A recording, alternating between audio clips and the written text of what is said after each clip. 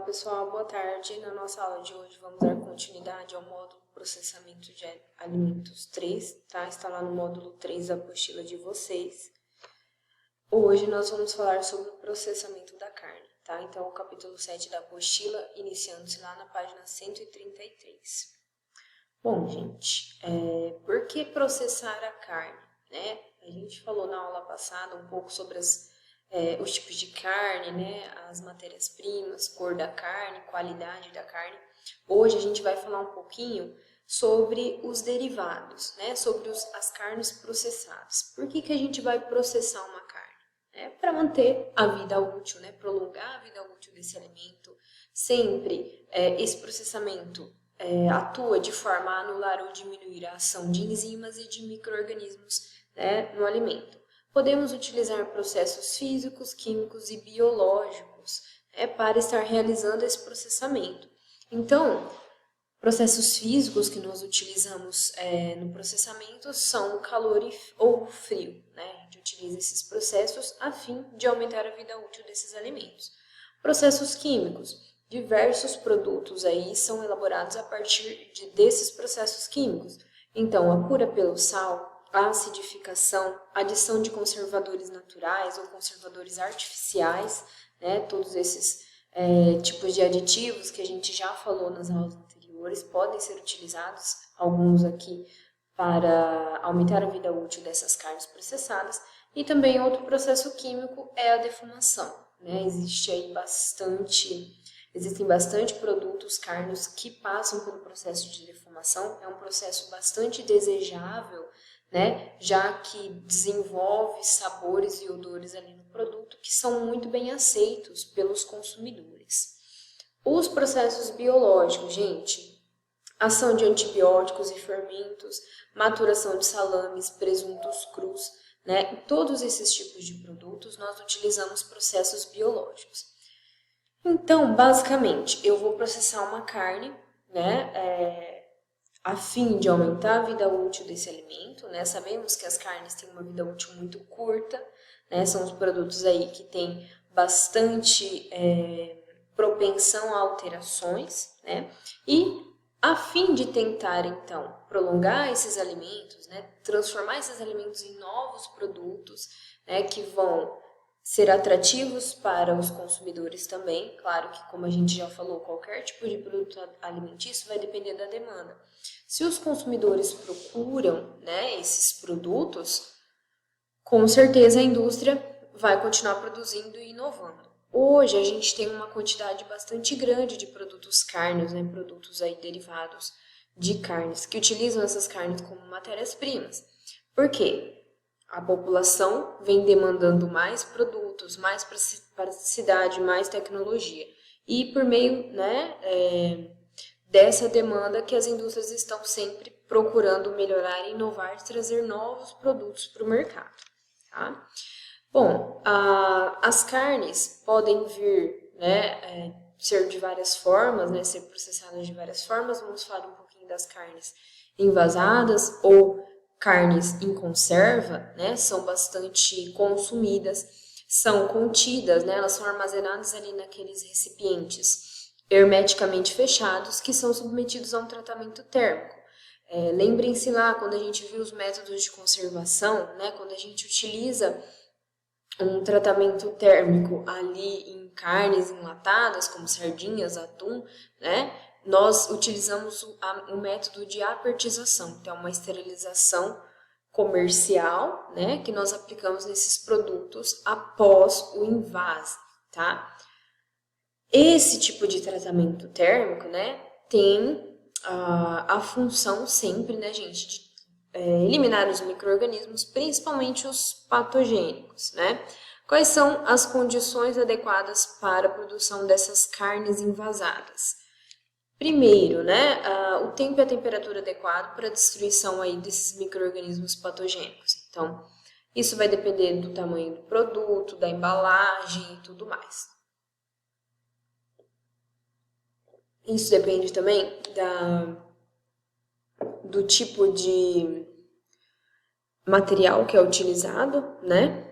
Outra condição bem importante é o fechamento desses recipientes hermeticamente, né? Então, esses enlatados, eles devem ser recravados, fechados. E aí, esse tipo de produto, né, passa por esse processamento térmico.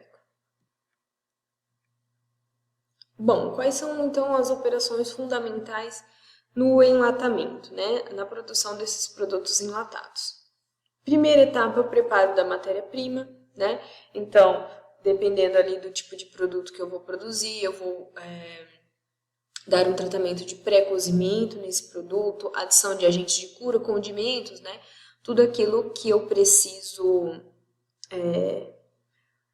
para dar características de sabor, de odor e tudo mais no meu produto, né? Então, eu vou temperar o produto da forma desejada, tá? Depois, esse produto vai ser enlatado e fechado, né? Em enlatado, a gente chama o processo de fechamento de recravação, tá? Vamos recravar todo esse produto. Depois, né? As latas são pesadas e higienizadas, né? Após todas cheias. Esses produtos são levados então para a esterilização, né, que nesse caso é um processo de apertização. Após o tempo e temperatura necessário, né, para aquele produto, lembrando, né, gente, a gente tem que considerar que o produto ele está dentro de uma embalagem. Então eu preciso garantir que a temperatura que atinja esse produto seja igual, inclusive lá no centro do produto. Então, eu preciso ter um tempo e temperatura adequados aí para que o meu alimento atinja essa temperatura mínima, tá? Para a eliminação desses micro-organismos patogênicos. Bom, após esse tempo e temperatura necessários, né, para cada tipo de produto, isso vai depender do tamanho do produto, da peça, da embalagem, eu vou resfriar essas latas. As latas, então, serão secas, né, passam por um processo de secagem. Depois elas vão para uma etapa onde se adiciona uma camada de proteção externa, utilizada ali contra a corrosão dessa lata, né? E, por fim, esse tipo de material vai para a rotulagem, tá? Depois disso, o produto é acondicionado, né? Acondicionado e armazenado ali em temperatura ambiente mesmo, tá? Esse tipo de processo é bastante importante porque eu consigo conservar os produtos à temperatura ambiente. Então, eu não vou precisar de outro método de conservação adicional, como é o que ocorre aí na maioria dos outros produtos carnes, né? Em grande parte deles.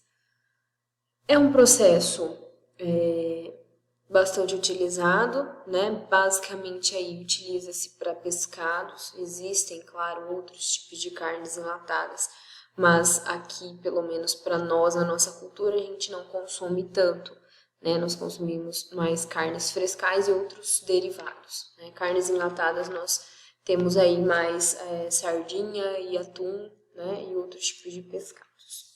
Bom, quando a gente fala, gente, de produto carne, né?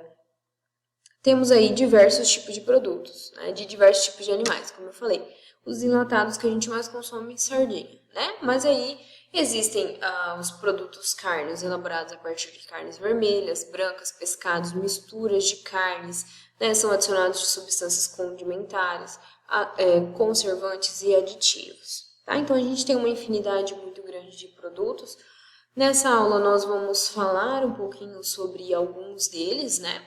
E veremos as suas principais características, importância e tudo mais. Bom, vamos iniciar falando do processamento de produtos cominuídos, frescais e cozidos. O que são os produtos cominuídos? São aqueles produtos carnos que passam por um processo de moagem, tá? Então, eles podem ser comercializados tanto em sua forma frescal quanto cozidos. Então, a gente vai ver um pouquinho sobre alguns desses produtos, tá? Bom, em geral, os produtos cominuídos são processados, né, e embutidos. Como eu falei, os cominuídos são aqueles, né, que são constituídos à base de carne moída ou carne picada, Tá? Basicamente, os embutidos, né, são esses que são constituídos à base de carne picada, condimentada, né, e são embutidos em envoltórios naturais ou artificiais. Nós falamos na aula anterior um pouquinho sobre os envoltórios, né, que podem ser de forma natural, né, adquiridos naturalmente, ou artificial. E isso vai depender do tipo de produto que eu quero, né, isso depende aí de vários outros fatores. Bom, basicamente aqui trouxe 2 exemplos, né, de cominuídos frescais. Uma linguiça de carne suína, que é um produto embutido, então nós vamos lá no mercado comprar linguiça, ela vem em sua forma frescal, né, porque ela não passa por nenhum processo de cozimento industrial, né, nós vamos levar esse tipo de produto para casa e aí sim vamos processá-lo, tá? E temos aqui outro exemplo, né, desses cominuídos cozidos, uma linguiça cozida, uma linguiça tipo calabresa, por exemplo, é um exemplo, né, bastante comum aí de um embutido que é cozido. Então, durante o seu processamento, ele vai passar por esse processo de cocção e, por fim, né, ele vai chegar lá na nossa casa, ele já passa por esse processo de cozimento, basicamente ele existe, né, em geral as pessoas realizam outros tipos de processos, né, nesse produto, mas ele é um produto que já vem cozido, né, de forma industrial.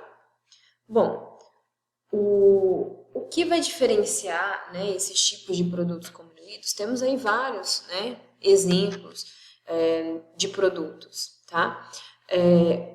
Algumas características vão diferenciá-los, como o tamanho da partícula ou o grau de cominuição, ou grau de moagem ali do produto, né? Por exemplo, uma linguiça toscana de uma linguiça pura de suíno, tá? Outra diferença é o processo que esse produto vai sofrer, se é um produto curado ou não, né? As linguiças são produtos curados. O que são os produtos curados? São aqueles adicionados de sais de cura, né, como nitrato de sódio, que vão realizar um processo ali de desenvolvimento de coloração, que dão aquela coloração rosa ao produto, e também são antimicrobianos, né, são utilizados além disso como conservantes. E os produtos não curados, como os hambúrgueres e kaftas, né, que são feitos de carne moída, né, ou picada em partes muito pequenas e, né, não são curados, não passam por esse processo de cura. Outra diferença também, se esse produto recebe ou não um processo de cocção. Por exemplo, mortadela, salsichas, linguiças calabresas e tudo mais, recebem o processo de cocção, né, são feitos de carnes processadas, carnes moídas, né, ou picadas em partes muito pequenas, são embutidos, né, e cozidos. As linguiças frescais, hambúrgueres e kaftas não vão passar por esse processo de cocção, né, então chegam para nós lá, consumidores, de forma crua, tá? Outra coisa que diferencia bastante, né, tipo de ervas, especiarias e condimentos que a gente vai utilizar, então isso aí vai variar de produto para produto, né? Linguiças de vários tipos, tem ervas, especiarias diferentes, salsicha de frango, salsicha do tipo Viena, né? Tem aí esses condimentos diferenciados. Então, isso vai diferenciar o produto e também vai depender de que produto que eu quero produzir. E o tipo de molde, né? Os moldes, por exemplo, para mortadela são bem maiores, né? Os envoltórios que são utilizados são maiores, as tripas utilizadas nas linguiças, né? Diferenciam aí os produtos também. A gente viu lá os envoltórios naturais e artificiais. Os artificiais têm aquela vantagem de conseguirmos aí fazer vários, né? Fazer esse material de vários calibres para dependendo do produto que eu quero, né? Então, basicamente aí os produtos cominuídos possuem essa grande variedade, né, diversidade, curados ou não, cozidos ou não, com especiarias ou não e tudo mais, né, e o tipo de molde, o tamanho da partícula, tudo isso é extremamente importante quando a gente está falando aí do processamento desses produtos cominuídos.